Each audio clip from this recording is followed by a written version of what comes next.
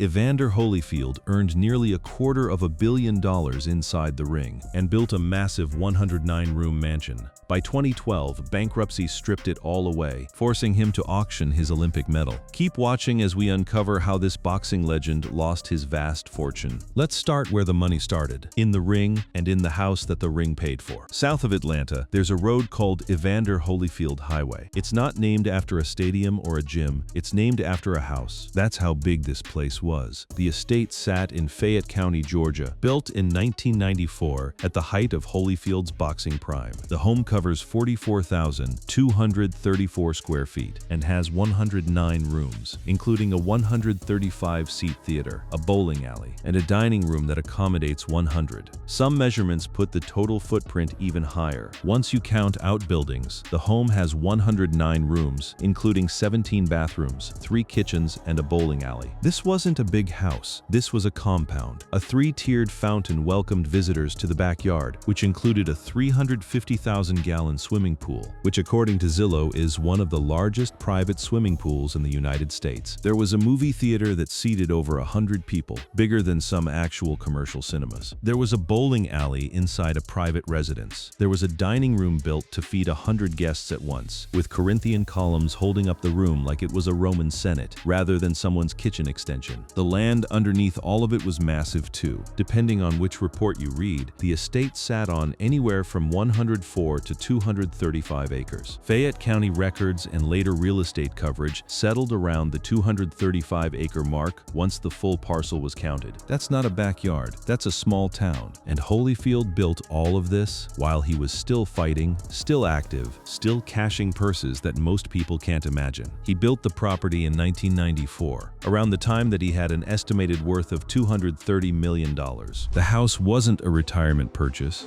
It was a monument built in real time, as the money was still coming in, as if the mansion itself was proof that the good times weren't going to stop. For a few years, that's exactly what it looked like. Holyfield lived in the biggest single-family home in the state of Georgia, at 44,234 square feet. The estate is rumored to be Georgia's largest single-family home. It became a filming location. It was used in several Tyler Perry movies, and Drop Dead Diva also used the mansion as a location. Later on, after it changed hands, it would even show up gilded and marble-covered in a Superfly remake. The house wasn't just a home, it became a piece of Atlanta itself, a landmark people drove past and pointed at. But here's the thing about a 109-room house. Somebody has to pay to keep the lights on, and we mean that literally. Reports at the time noted that the mansion cost Holyfield about $1 million per year to operate, and electricity bills came in at around $17,000 in a single month, driven in part by an elaborate light display he'd installed on the property. Multiply that kind of number across a bowling alley, 2 pools, a working theater, and a small army of staff needed to maintain a property that size, and you start to understand why a fortune this large could eventually run into trouble. That house is the image people remember. Rick Ross buying it years later and renaming it the Promised Land made headlines all over again, dragging Holyfield's name back into the news cycle every time a rapper posted a new video of the pool or the bowling alley. But before we get to how Holyfield lost it, we need to go back further to how he earned the money to build it in the first place. Because the mansion wasn't the start of the story, it was the receipt. Evander Holyfield didn't come from money. He grew up in the Bowen Homes housing projects in Atlanta after his family moved from Atmore, Alabama, and he started boxing at 7 years old at the local boys' club. There was no trust fund waiting for him. Every dollar that eventually built that 109-room house came out of the ring, punch by punch, fight by fight. He turned pro in 1984 after winning an Olympic bronze medal, and he built himself into one of the most feared fighters of his generation, the only man to become a 4-time heavyweight world champion. Holyfield competed from 1984 to 2011 and is widely regarded as one of the greatest fighters of his era. He won titles at cruiserweight, moved up to heavyweight, and beat names that read like a Hall of Fame roster: Riddick Bowe, Michael Dokes, Buster Douglas, George Foreman, Larry Holmes. But the fights that built the empire, the real fortune makers, were the two with Mike Tyson. The first meeting, in November 1996, was already a massive event. Tyson was the WBA champion, the most feared man in boxing, and Holyfield came in as an underdog with odds against him. He won. Then came the rematch in the summer of 1997, and that's the fight that turned Holyfield's bank account into something out of a fantasy. The purse for that fight was $35 million for Holyfield alone, with Tyson taking home $30 million on the other side of the ledger. The event pulled in roughly $180 million across the live gate. Pay-per-view, closed circuit, and foreign rights, a record at the time. Then, in the third round, Tyson spat out his mouthpiece and bit a chunk out of Holyfield's right ear.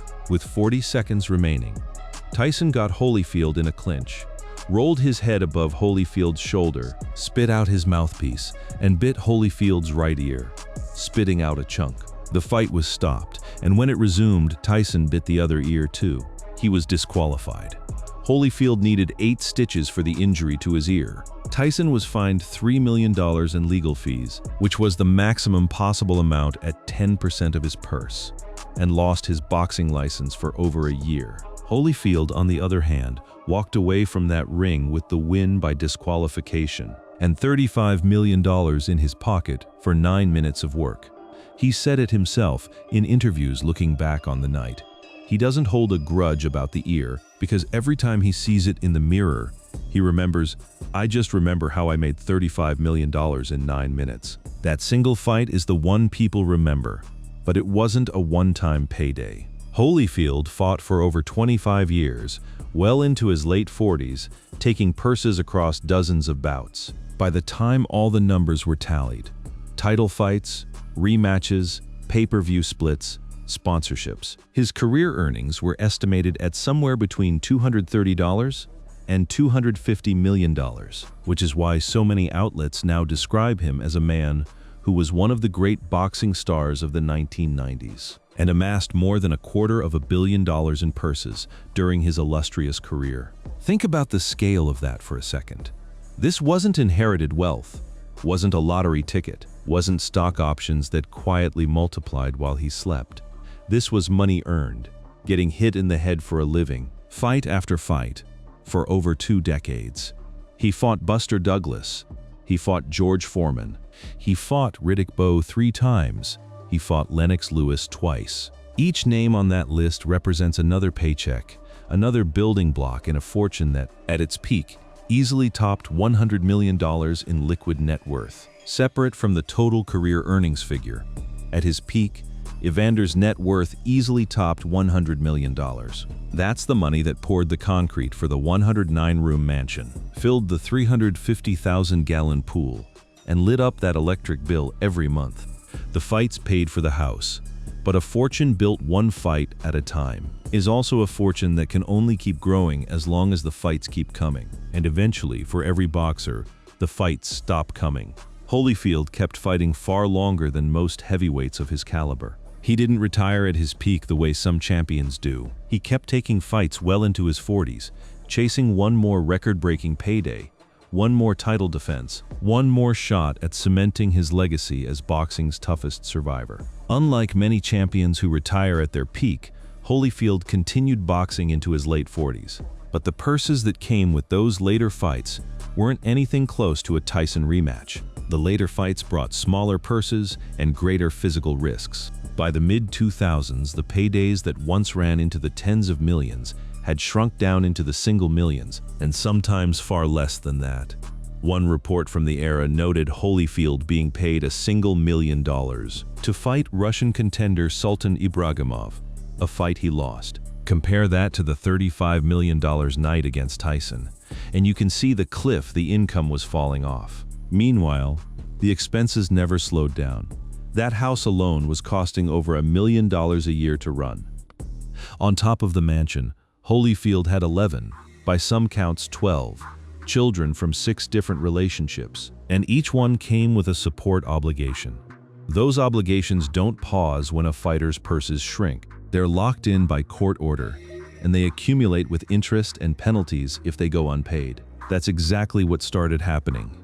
In 2008, cracks in the foundation went fully public. His $10 million estate in suburban Atlanta went under foreclosure. The mother of one of his children sued for unpaid child support, and a Utah consulting company went to court claiming the boxer failed to pay back more than $500,000 for landscaping. That last detail is almost hard to believe on its own. $500,000 in unpaid landscaping bills just to keep the grounds of a 235-acre estate looking presentable. The foreclosure notice that ran in a small Georgia newspaper spelled it out in blunt legal language. The estate would be auctioned at public outcry to the highest bidder for cash at the Fayette County Courthouse that summer.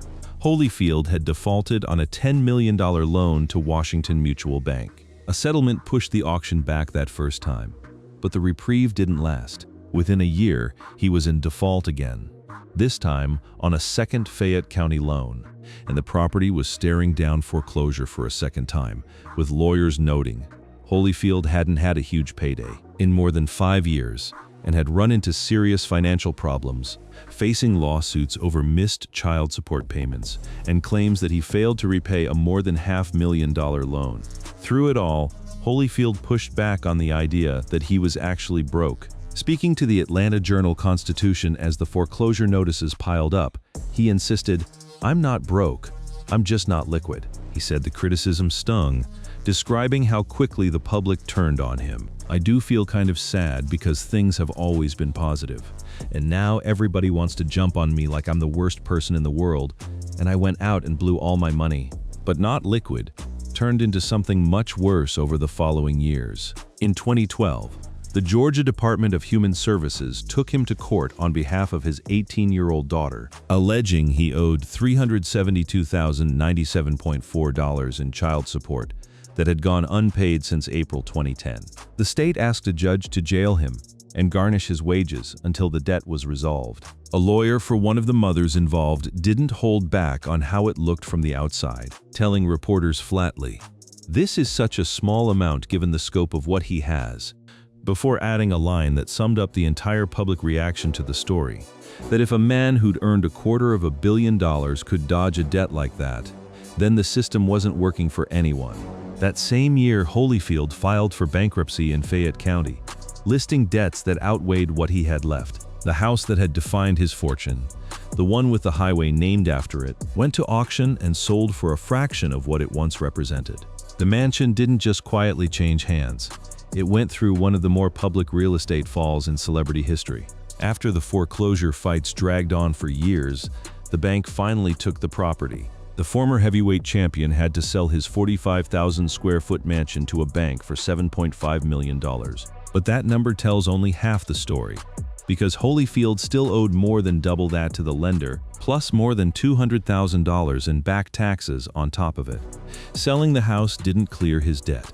It barely dented it. From there, the house sat waiting for a buyer, relisted at $8.2 million, with an opening auction bid as low as $2.5 million. That's the state a 109-room mansion had fallen into. A property that once symbolized a $250 million fortune, being shopped around like distressed inventory. Enter Rick Ross. In 2014, the rapper William Leonard Roberts II bought the estate outright. In 2014, Rick Ross acquired one of the most remarkable properties in hip-hop history, Evander Holyfield's former estate in Fayetteville, Georgia, for $5.8 million. Some reports put the final number closer to $5.4 million, but either way, Ross picked up 235 acres, 109 rooms, and a bowling alley, recording studio, and multiple pools for a fraction of what it had once cost to build. When Holyfield built it out from 2000 onward, he reportedly spent over $20 million. Ross renamed it the Promised Land, and the mansion started a second life entirely separate from the man who built it. He put in his own recording studio. He hosted music videos on the grounds. Meek Mill posted footage from inside, showing off the staircase and the scale of the place to millions of followers. It became a backdrop for Tyler Perry Productions, for the Eddie Murphy sequel Coming to America, and for a remake of the film Superfly. The same rooms Holyfield, once filled with 100 dinner guests, now filled with film crews and rap videos. Ross has been candid about what the operating costs actually look like once you're the one holding the deed. He's been open, in various interviews about the reality of maintaining it. A property with that much square footage doesn't get cheaper to run just because a new name is on the title. The same bowling alley, the same 350,000-gallon pool, the same theater that seats over 100 people. All of it still needs power, staff, and upkeep. The exact costs that had helped sink Holyfield in the first place. For Holyfield's side of the story, though, the sale of the house wasn't the end of the financial reckoning. It was just one line item in a much longer cleanup. Around the same period, he had to start selling off personal items that had nothing to do with real estate. Items tied directly to his career and his identity as an athlete. Many of his prized possessions, including his Olympic bronze medal, were sold at auction to cover debts and obligations. That's not a mortgage payment. That's a man selling the medal he won, representing his country to keep creditors off his back. By the time the bankruptcy filing was finalized, he filed for bankruptcy, listing debts that exceeded his assets. He had sold his Olympic bronze medal. Essentially, everything that could be liquidated had been. A $250 million career had been reduced to auction listings. Real estate, memorabilia, medals, sold off piece by piece to satisfy a mountain of obligations that had built up over years of spending outpacing the fights that funded it. And yet, even as all of that was happening, Holyfield never stopped being Holyfield. He kept showing up on reality television, in cameo film roles, at boxing events as an analyst, in business ventures tied to his name. The house was gone. The medal was gone. But the man who built the empire in the first place wasn't done trying to rebuild it. Here's where the story lands, years later. Ask most sources today what Evander Holyfield's net worth actually is, and you'll get one of the strangest gaps in sports history. That gap, $230 million earned, roughly $1 million remaining, is what makes Holyfield's financial story one of the most striking in sports history. Different trackers land on slightly different numbers. Some put his current net worth around $1 million, some as low as $500,000, some slightly higher factoring in newer ventures. But the pattern across nearly every estimate is the same. A fortune that once had 8 or 9 figures attached to it has settled down into something a regular working professional might have saved over a career, not a 4-time heavyweight champion of the world. What happened to close that gap wasn't one single mistake. It was years of a lifestyle built around the assumption that the fights would keep coming, layered on top of a boxing business that in that era wasn't exactly built to protect its stars. Holyfield himself has pointed the finger at the people managing his money during his prime years, saying in interviews that trusted advisors mishandled his money and failed to provide the financial oversight needed to protect his wealth. There's a comparison that gets made constantly whenever Holyfield's finances come up, and it's a useful one. George Foreman. Foreman made significantly less inside the ring across his career than Holyfield did, but Foreman earned significantly less from boxing than Holyfield did. But the George Foreman grill generated over $200 million in royalties alone. The difference wasn't talent, and it wasn't fame. Both men were global superstars. The difference was what happened with the money once it landed, and who was steering it.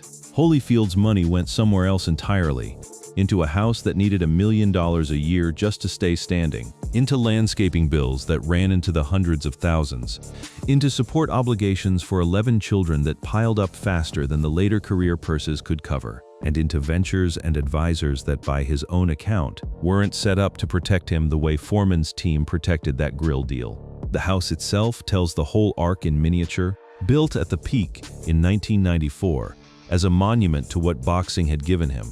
Foreclosed twice within a single year, over a decade later, as a monument to how fast that could unravel. Sold to a rapper who turned it into a completely different kind of empire, a recording studio and film set, instead of a private family compound, while Holyfield rebuilt from a starting point that had almost nothing left in it. He's still out there. He returned to the ring in an exhibition bout in 2021 at age 58. Taking home roughly $1 million for a fight that lasted less than 2 minutes before it was stopped. He stayed visible through business ventures, through appearances, through a foundation that still works with kids from the kind of neighborhood he grew up in himself. Back in the Bowen Homes projects in Atlanta, his son has carried the family name into professional boxing, giving the Holyfield story a second generation to root for. The number attached to his net worth today doesn't look anything like $250 million, but the story of how that number got built, fight by fight, purse by purse, all the way up to a 9-minute night that paid him $35 million, and how it came back down again, room by room, foreclosure by foreclosure, auction lot by auction lot, is still one of the biggest financial rises and falls sports has ever produced. The empire is gone. The 109 rooms belong to someone else now, but the man who built it and lost it is still writing the next chapter.